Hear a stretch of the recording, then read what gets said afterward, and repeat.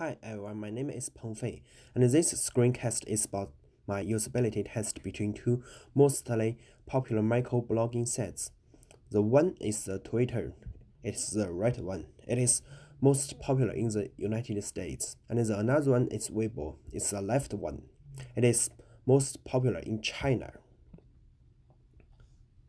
And my usability test contains 10 different tasks. The Twitter and Weibo were tired at most tasks with only a fair difference in details. So the the top the top one is Twitter. It is more convenient in the task 2 of finding your friends because most Twitter users are registered with their real name, just like this one is Beer Garley.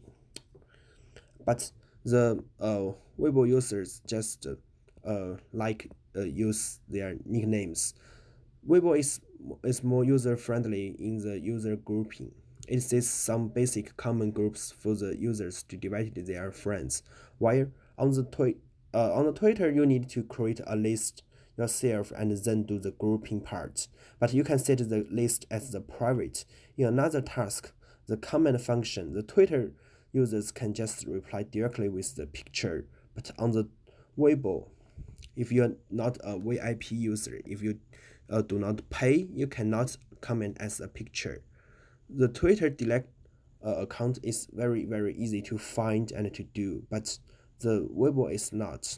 It takes many steps and 14 days to delete the account. So in the summary, I think the Twitter is more better and user friendly. So thanks for listening.